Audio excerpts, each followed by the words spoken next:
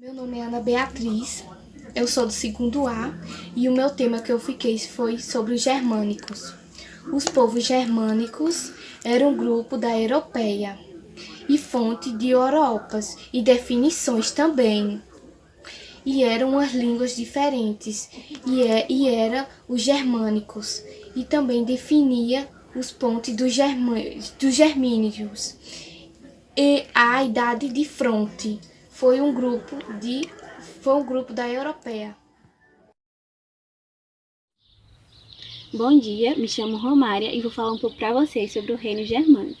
Bom, ele foi um reino desenvolvido a partir da metade ocidental do antigo Império Carolíngio, na atual República Federal Alemã, como a Inglaterra anglo-saxã e a França medieval. Começou com um conglomerado de povos e reinos separados e independentes. Depois, 962, quando Otão I foi coroado, o reino se formou a maior sacro do Império Romano Germânico, que incluiu também o reino da Itália, Borgonha e Boêmia.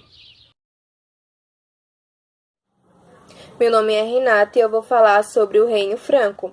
Bom, o Reino Franco ele era constituído por tribos germânicas e eles habitavam o Baixo e o Médio Rio Reno por volta do século III depois de Cristo, e os francos eles foram a organização política mais poderosa da Europa Ocidental após a queda de Roma, e os francos eles eram grandes inimigos de Roma. Mas teve um tempo, uma época, em que os francos e os romanos eles juntaram forças para vencer com sucesso as investidas de Átila, que era o rei de Onos, sobre a Gália. E um fato interessante é que os francos eles eram pagãos e que o rei responsável pela conversão dos francos para o cristianismo foi o rei Clovis I. O rei Clovis I ele era filho de Childerico, acho que é assim que se pronuncia.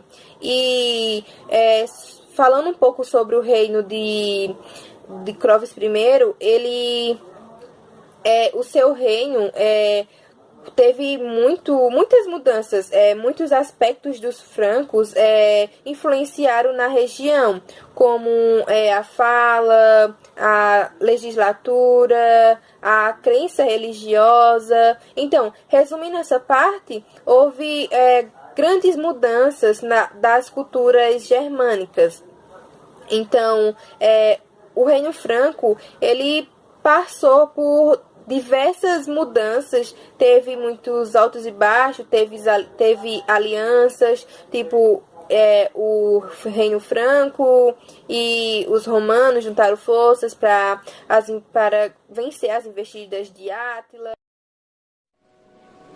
Meu nome é Daiane e eu vou falar um pouco sobre o Império Carolíngio. Bem, o Império Carolíngio tem seu nome derivado de Carolus, do latim Carlos, e designa o Reino Franco, que ocupou a região da Europa Central, coincidindo também com o antigo Império Romano do Ocidente, um território de aproximadamente 1.112.000 km² e cerca de 20 milhões de pessoas. A formação deste império está na gênese dos processos de constituição da sociedade feudal, bem como também está responsável pela expansão do cristianismo da Europa. Meu nome é Ana Clara e eu vou falar sobre a crise do Império. O Império Romano ele é dividido em duas fases, o Principado e o Dominato. O Principado ele durou de 27 a.C. e ele foi até 235 d.C. E o Dominato ele durou de 284 até 476.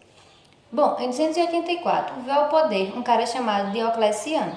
Diocleciano, ele inaugurou o Dominato. Ele deu um basta na crise política e dividiu o império em duas fases, oriental e ocidental.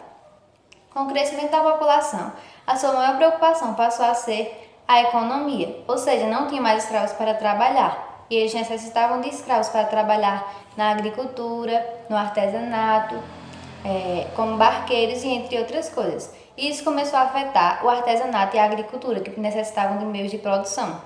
Por essa razão, os germânicos, que eram de fronteiras próximas, eles receberam autorização para se instalarem no Império, como agricultores ou como soldados.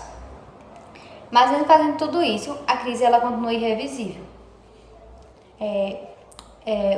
Os impostos aumentavam, a liberdade diminuía e, por essa razão, os proprietários rurais e urbanos eles abandonaram suas terras e foram embora. Mas uma parte também que afetou bastante a crise do Império foi a invasão que aconteceu depois de 375.